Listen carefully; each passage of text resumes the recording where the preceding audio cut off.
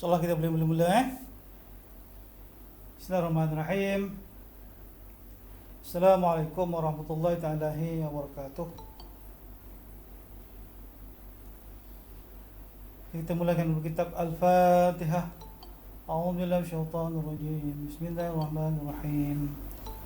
Alhamdulillahi rabbil alamin. Arrahmanir rahim. Malik yaumiddin. إياك نعبد وإياك نستعين اهدنا الصراط المستقيم صراط الذين أنعمت عليهم غير المغضوب عليهم ولا الضالين آمين. بسم الله الرحمن الرحيم. الحمد لله رب العالمين حمدا شاكرا حمدا يوافي ويكافئ مزيده. اللهم إنا نسألك رضاك والجنة ونعوذ من سخطك والنار. اللهم فقهنا بالدين وعلمنا التعويل وعلمنا هذه الدروس وعلمنا هذه اللغة القرآن. يا مقبل القلوب ثبت قلوبنا على طاعتك.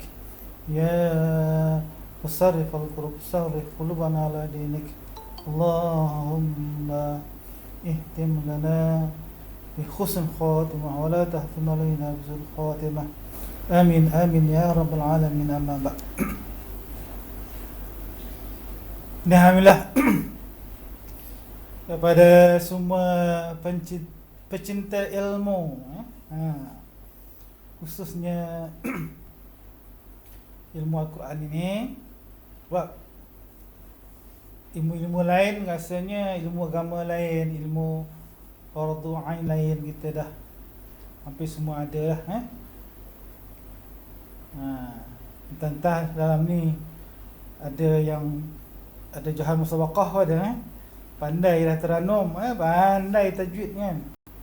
Mungkin ada yang dah boleh mengajar tajwid sebenarnya. Tapi ilmu memahami ilmu Arab Al-Quran ni masih lagi banyak kekurangan dan lompong-lompong lah.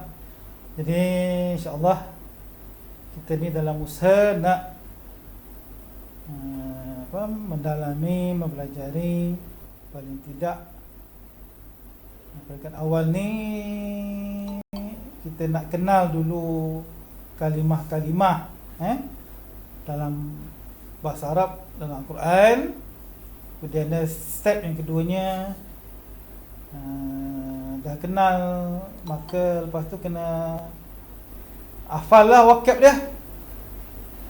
Hafal lah wakab dia, dan insyaAllah kita boleh faham terus ayat yang kita baca.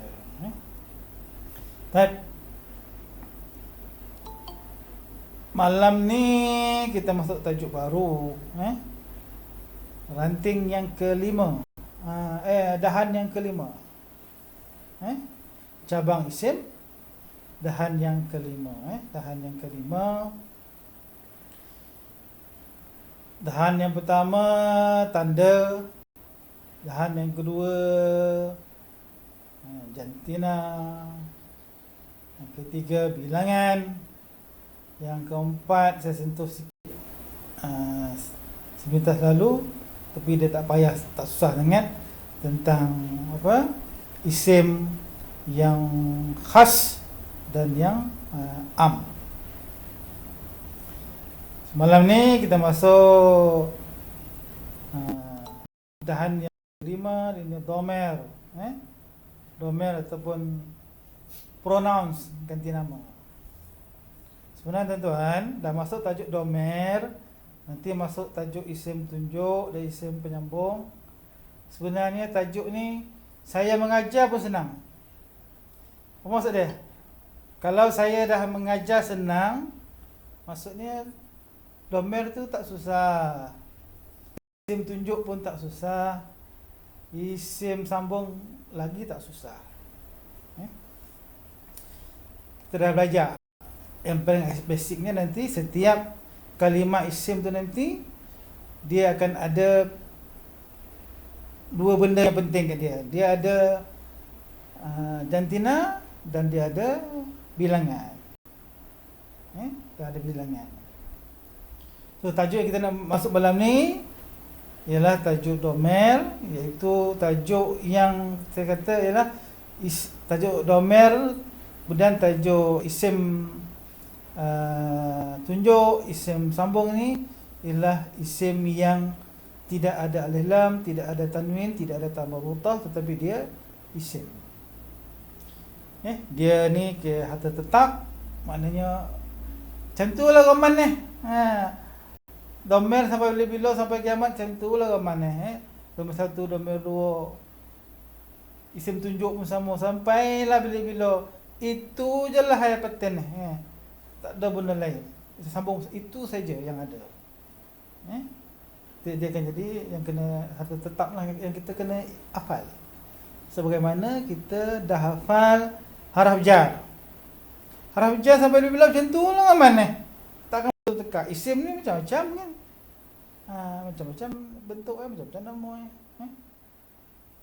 Dan tuan ni dah lepas ni tajuk yang agak sukar dalam tajuk isim ni. Yang pertama, idhafah. Fikir susah tu kerja tu. Tapi nampak masing-masing macam senang kan. Yang kedua, tajuk yang susah ialah ni jamak muannas salim. Dia susah sikit tajuk tu. Standard itu lain sikit. Dan yang ketiga yang susah jamak taksir. So jamak taksir saya dah banyak kali buat dalam nota-nota pun saya sebut banyak kali. Saya kena ulang-ulang sekali jamak taksir. So dah selesai tajuk yang susah ni, idhafah dah sudah, jamak muannas salim dah sudah. Apa yang dah sudah tadi? Jamak taksir. Maknanya halangan nak faham isim ni dah senang dah. Dah senang dah. Right? So saya akan buat presentation sikit. Kita akan buat sedikit ulasan. Ulang semula apa yang kita dah belajar dalam minggu dah. Minggu ke-6 Okey. Nampak tak Dah keluar belum ke handphone masing-masing?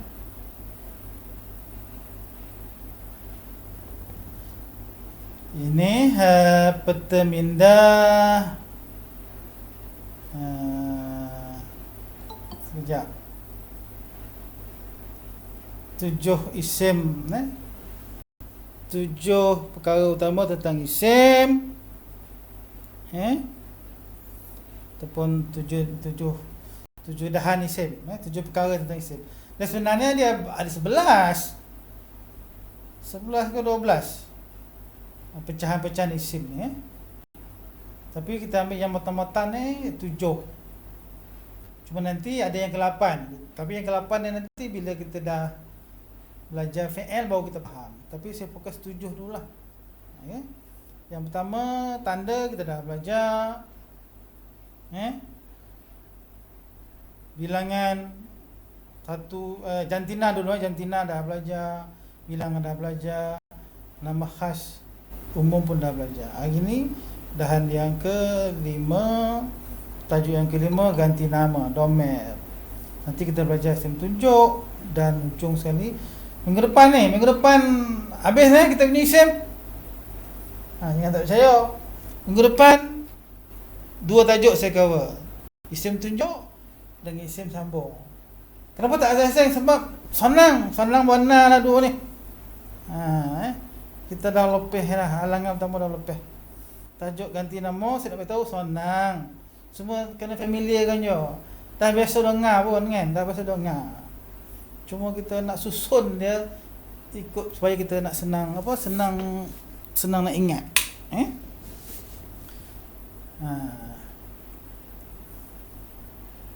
Inilah dia.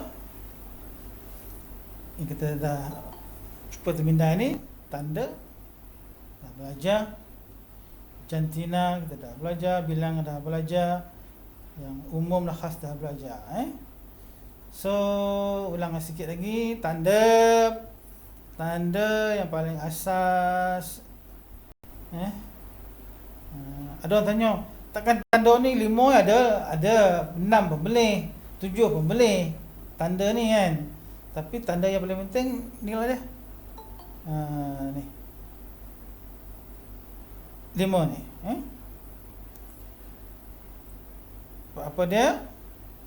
Alif lam tanwin ta marbutah.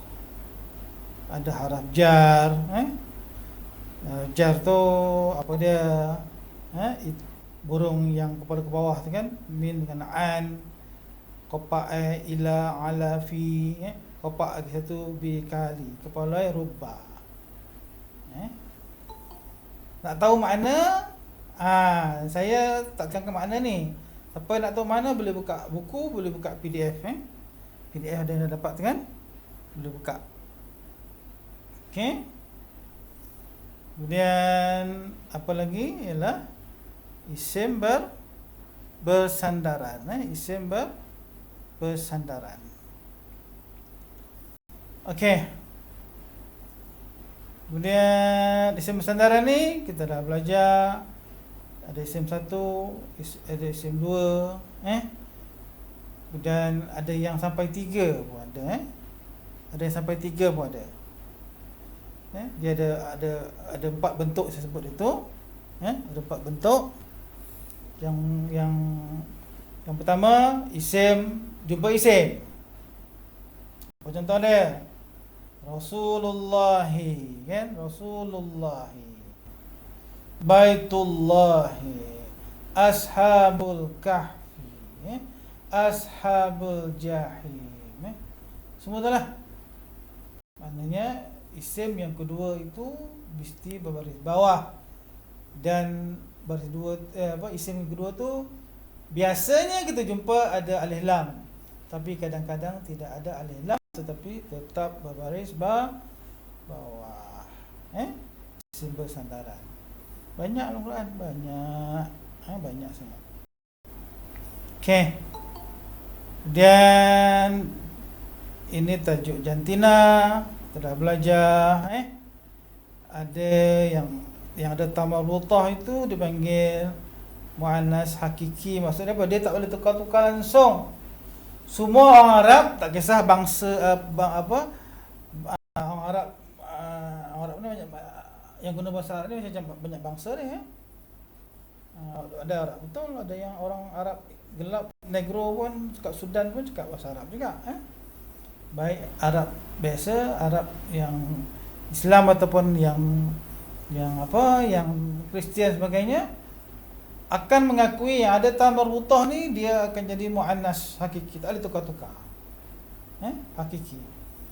Yang lain bumi, tanah, angin, cakrawala, syurga, laut, sungai, anggota badan berpasangan, huruf isim yang ada ujung dia ada ya, bebek ataupun alif hamzah, itu pun dikira sebagai muannas. Jamak taksir pun muannas.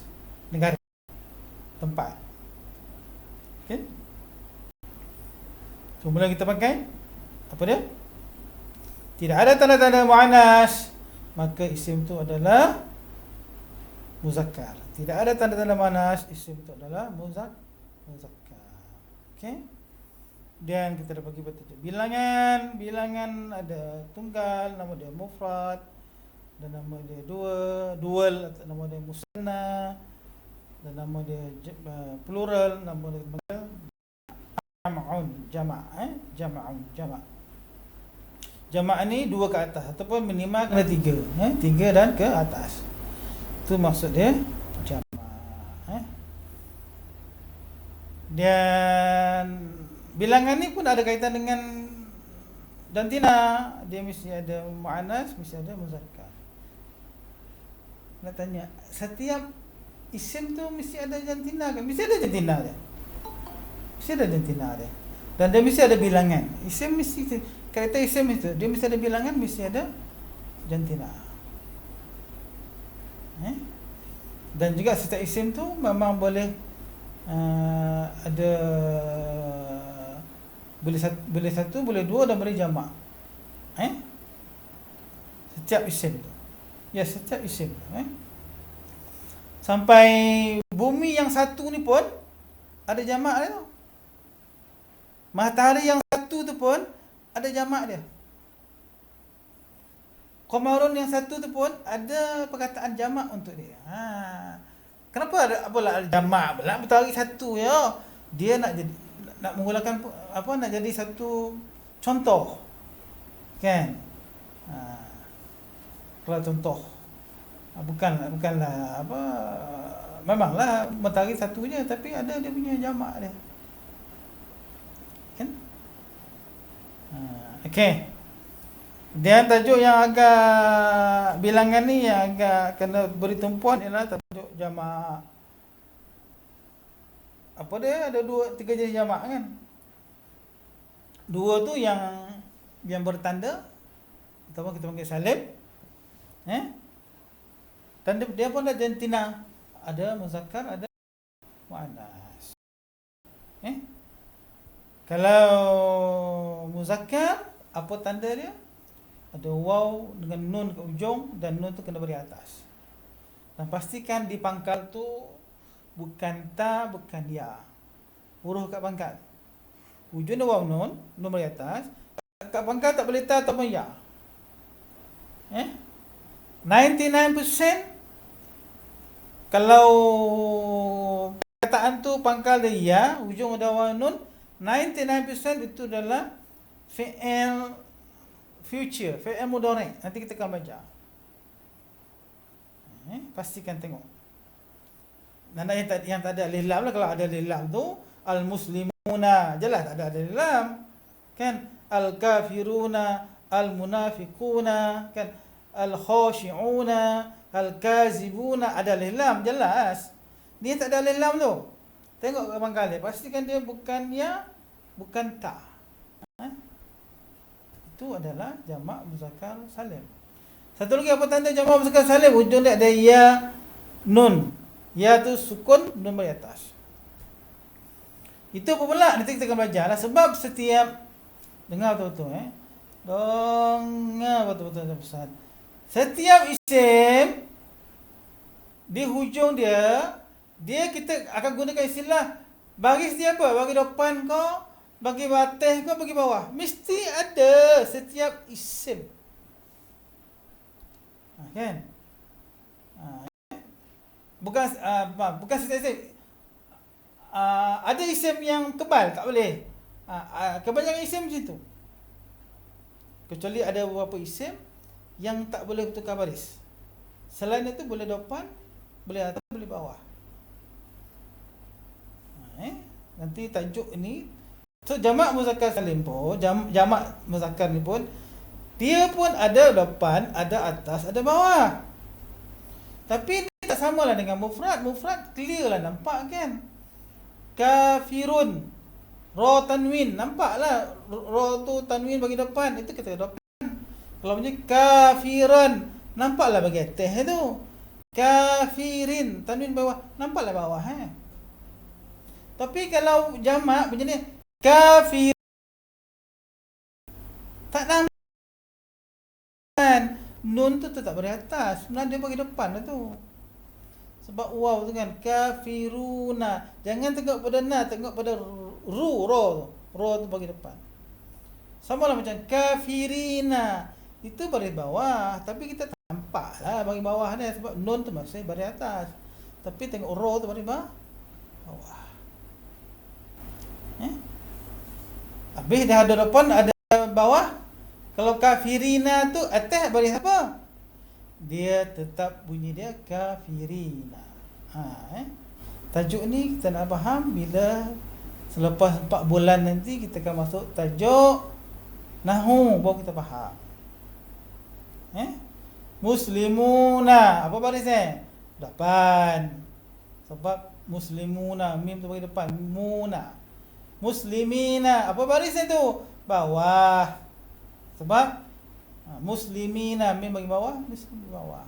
Tapi dia juga sebenarnya baris atas. Peringkat awal ni kita sebut itu bagi depan lagi. Sebenarnya nanti Untuk jamak ni, jamak taksir ni, jamak taksir, jamak muzakkar salim ni dengan muannas salim ni, kita nanti tak guna istilah depan atas bawah dah. Ada istilah lain kita akan guna. Itu belajar masa tajuk nahwu, grammar nanti. Sekarang tadi cakap dah kan. Poning yang cakap sekarang. Cakap marfu' lah, mansub lah, majrur lah, poning. Kita pinjam dulu perkataan depan, atas, bawah pada tajuk jamak. Itu kata jamak ni dia complicated sikit.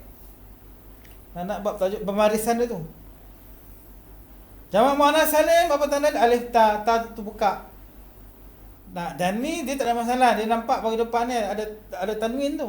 Tanwin bagi depan nampak. Muslimatun.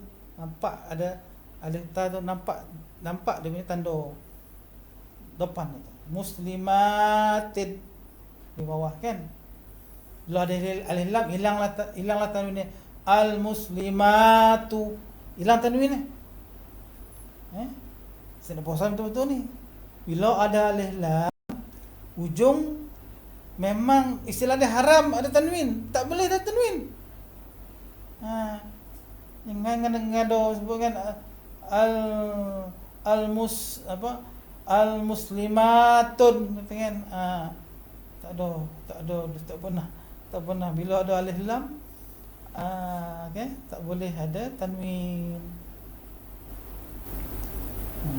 Sama juga lah terbalik. Bila ada tanwin tak boleh ada alif lam kat pangkal. Tak boleh ada alif lam kat pangkal. Sebab beza alif lam ni tak ada alif lam ni. Alif lam tu maksud dia khusus. English panggil the. THE, the tu alif lam tu. Kan. Sebut buku, books.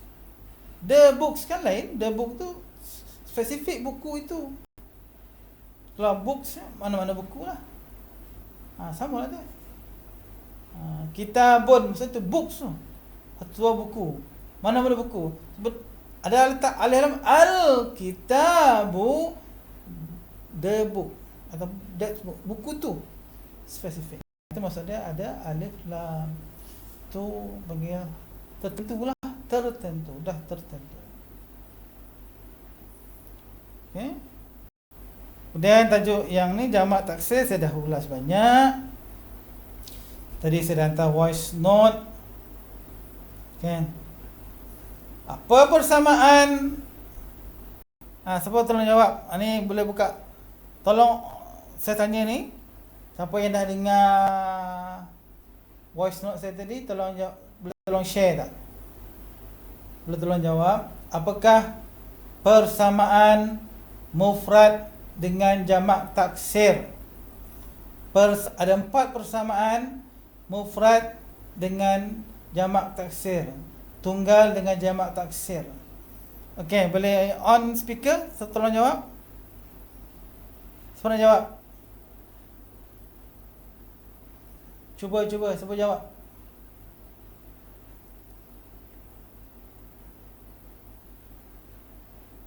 Hello.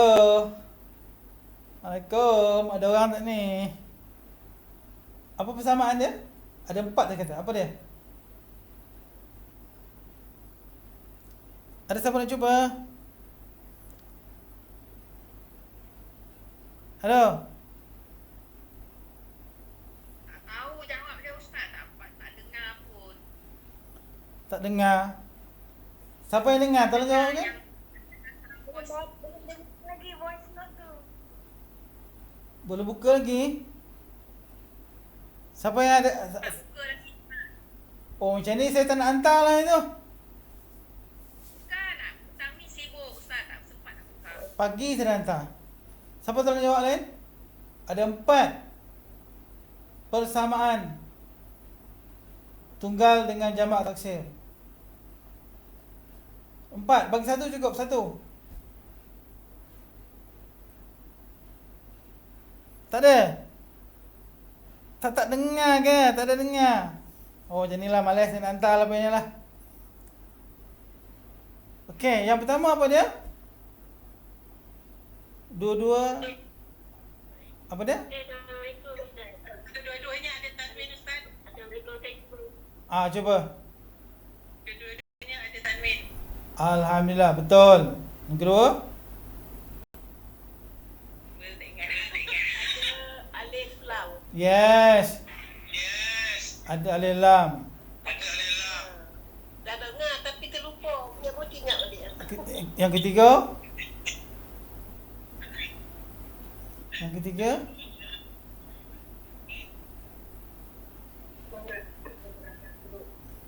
Isim mufrad. Apa persamaan isim mufrad dengan jamak taksir? Yang pertama ada tanwin. Yang kedua ada alif lam. Sama je alif lam. Lagi? Yang ketiga? Ta marbutah. Okey. Itu nombor 4, tak apalah. Dia ada ta marbutah, maknanya jamak mufrad ada ta marbutah. Jamak taksir pun ada ta marbutah tapi tak banyak. Mufrad lagi banyak. Okey, yang last one. Ni penting ni. Huruf asalnya. Yeah, huruf asasnya sama. Okey. Boleh tolong apa, off mic, off speaker, dia bergema saya suara. Tu dia. Huruf asal dia sama. Contoh dia qalamun. Qalamun sebatang pen, banyak dia aqlamun. Betul tak? Tetap jamak taksir dia pun tetap ada qaf, lam, mim. Betul? Rasulun mufrad, rasulun, kan? Jamak dia rusulun, tetap ada ra, sin, lam. Boleh So lepas ni tolonglah dengar apa yang saya hantar, tolonglah baca apa yang saya hantar. Saya sebenarnya perempuan, saya sangat-sangat bersungguh-sungguh nak bagi orang faham. Sangat bersungguh. Siapa yang tahu tengok style saya, dia fahamlah. Saya seorang guru yang sangat bersungguh-sungguh nak bagi anak murid faham. So anak murid pun kena usahalah. Boleh? Baca dengar. Kalau nak harapkan kelas ni, kalau nak harap PKP apa sibuk Ejah-ejah masa tu banyak masa kan. InsyaAllah Ustaz. Kalau saya senang, kalau nak pandai macam saya, kena buat cara saya belajar. Itu kena pulut. Tak ada masa ke apa, belajar melancar, baca.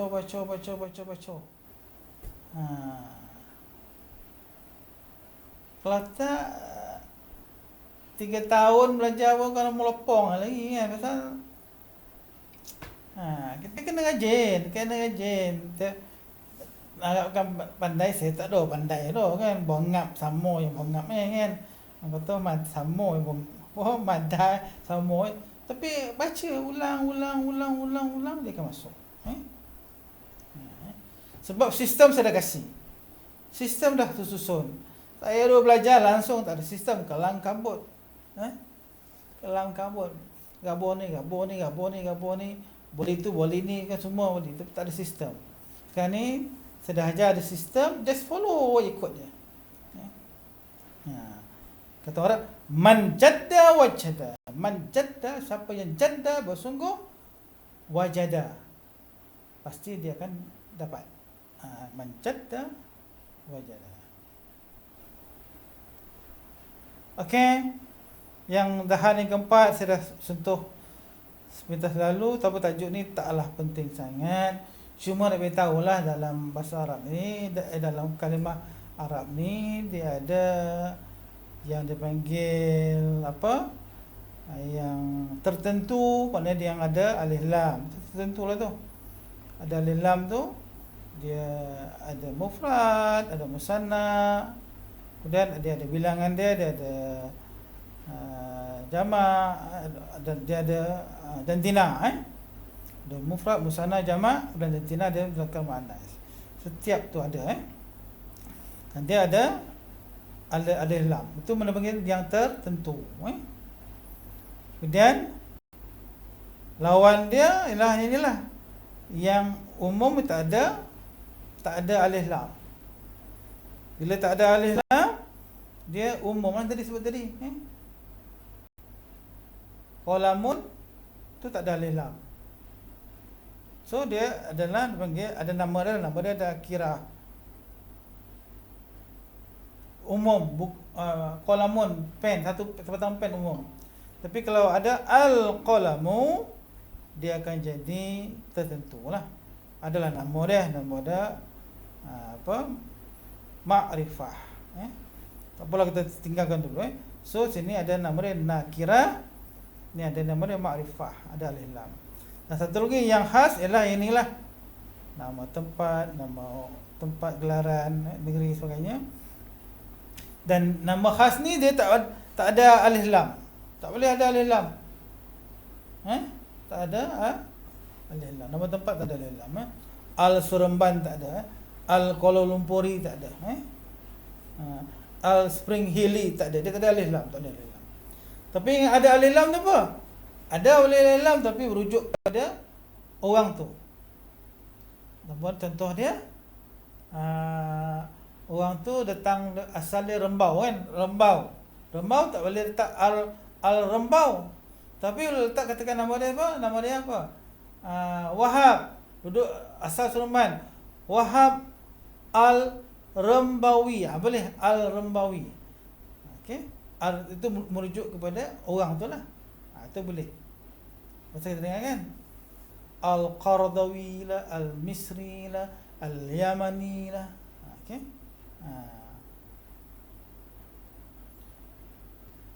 Tapi kampung saya nama Kampung Simat. Kampung Simat.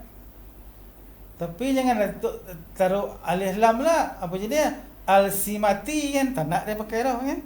Al-Simati kan? Tak boleh. Al-Joholi boleh. So nama tempat tak ada alif lam. Ni sajalah yang pasal dah yang keempat ni, isim mengikut isim tertentu, nama khas dan umum. Senang. Okey. Sekarang ni kita nak masuk tajuk baru. Okey. Ada apa soalan sebelum kita masuk tajuk ni? Ada soalan tak sebelum kita masuk tajuk ni? Tajuk isim. Domer. Domer ni isim Okey, tak ada soalan, tengok betul. Okey, dengar betul-betul. Saya dah sebut 7 kaedah saya ni. Salah satu ni ialah guna tapak tangan kanan. Kanan. Tu gambar tu kan?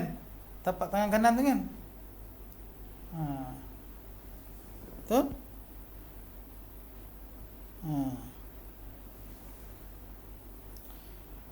Okey. Okey, tapak kanan ni, dia ni nanti kita akan gunakan dia masa tajuk ni. Masa tajuk domer kita akan gunakan, tajuk isim tunjuk kita akan gunakan, isim sambung kita akan gunakan tapak tangan ni. Dan juga nanti paling penting kita akan gunakan pada tajuk verb fi'il nanti, fi'il madi ke, yang past tense, fi'il mudhari' ke, dan fi'il amal, kita akan gunakan lagi yang ni. Tajuk ni. Tapak tangan ni. Okey. So tangan-tangan ni, okey. Tengok betul-betul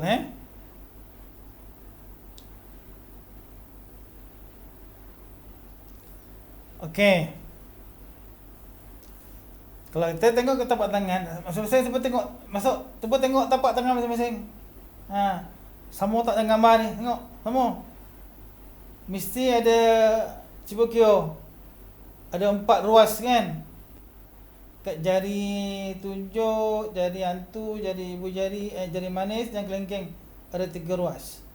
Tapi kat ibu jari ada 2 ruas je. So jumlah ada 14 tu. Ada 14. 14 ruas. Tengok kat gambar ni, Mana yang dekat pangkal jari tu, yang gambar apa tu, yang gambar pangkah merah tu, itu untuk bilangan yang tunggal. Bilangan orang yang tunggal, bilangan benda yang tunggal. Satu. Kemudian atas tu yang diamond warna hitam tu untuk bilangan 2. Bilangan 2. Dan yang hujung jari tu yang berbulat tu ialah untuk bilangan jamak. Bilangan jamak, maknanya lebih daripada 2. Okey? Itu dari segi bilangan. Penggunaan jari ini. Kemudian silap. Yang kedua, yang ni. Ni. Jari kelengkeng untuk lelaki, jari manis untuk perempuan, jari hantu untuk lelaki, jari tunjuk untuk perempuan, dan jari ibu jari ni guna dua-dua, perempuan dan lelaki. Yang ni, yang atas ni, ini dari segi apa? Mana tadi? Ini, yang ni, yang tadi adalah, yang ni adalah untuk bilangan. Bilangan yang tunggal kat pangkal jari, yang tengah-tengah tu untuk 2, hujung untuk jamak. Yang ni pula kelengkeng untuk lelaki, jari manis perempuan, selang-seli. Ibu jari adalah untuk dua-dua sekali. Okey. Sekejap.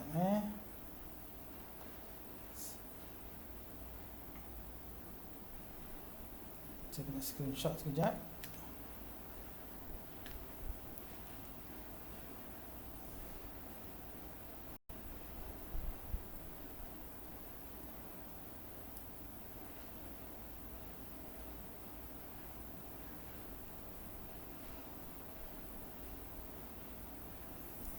Okey, nampak tu? Dan perkara yang penting dalam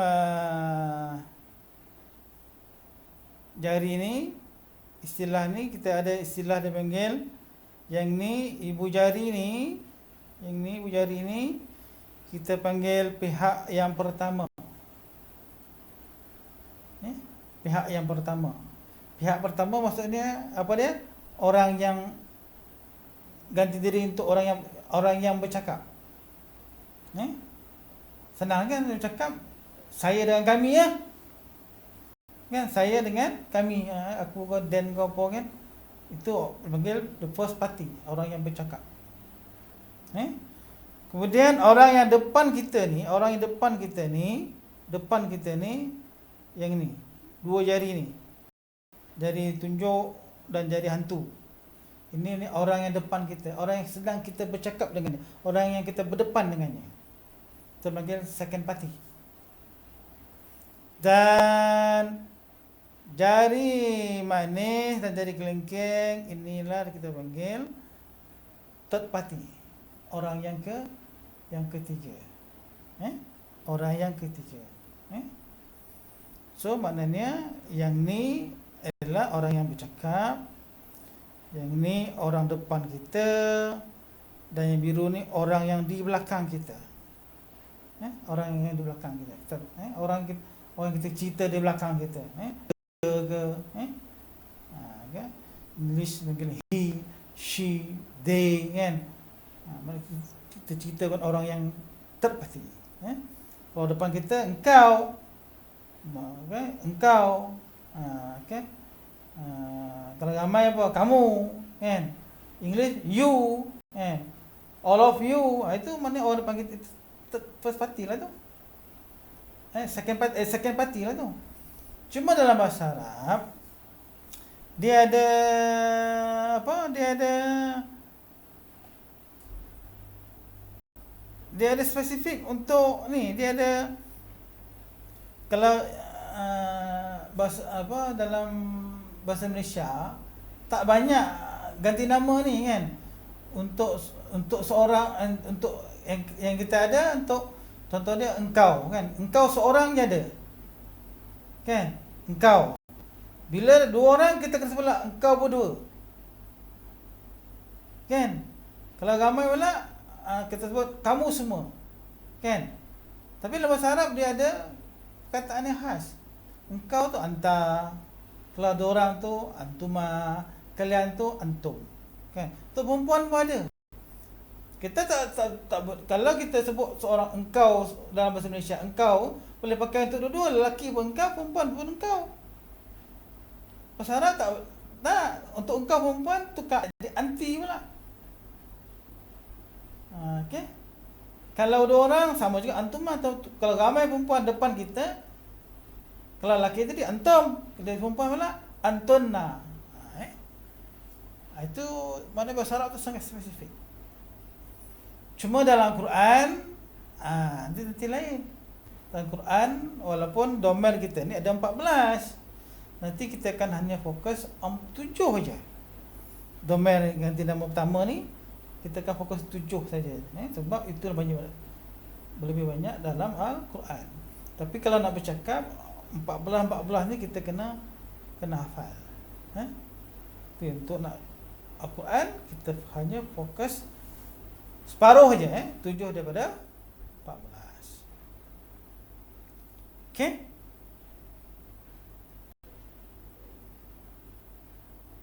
Okey, ini cara kita nak menganalisa ataupun dulu formula nak gunakan tapak tangan. Okey?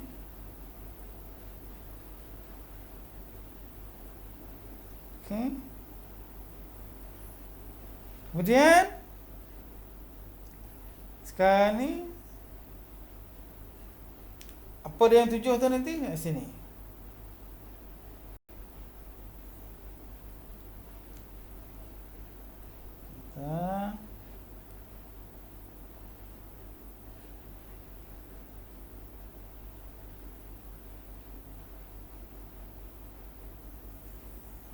Okey, ini ada yang 7 ni yang kita fokus nanti ni. 14 nanti kita boleh buat PDF kita akan fokus okey, nombor satunya duduk dekat jari kelingking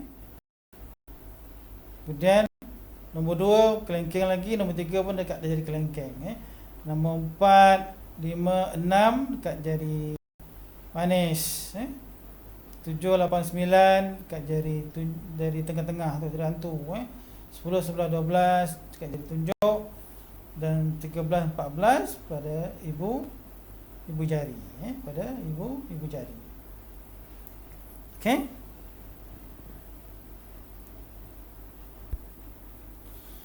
okey. Saya punya notebook ni ada problemnya.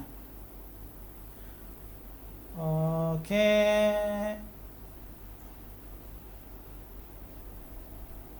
So nanti saya akan ulas kenapa nombor 1 duduk dekat ni, dekat jari kelingking. Kan? Kenapa duduk kat jari kelingking? Kenapa tak duduk kat ibu jari? Okey, ini pun satu perbincangan juga.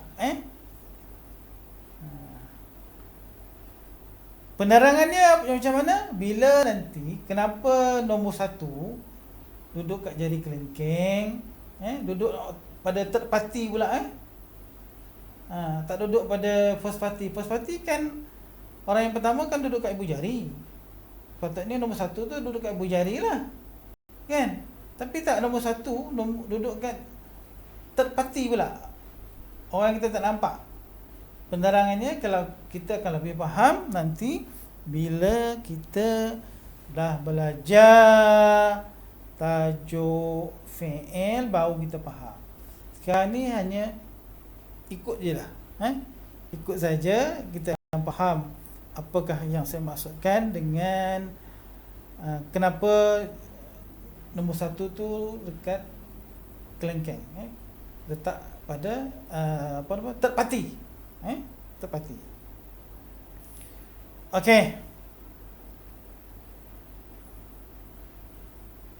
Sekarang ni baru kita nak apply, nak gunakan kepahaman jari ni tadi kepada yang ni lah. Okey. Romel. Sekejap kenapa dia lari ni? Okey. Okey. Inilah dia. Okey. Tengok. Nombor 1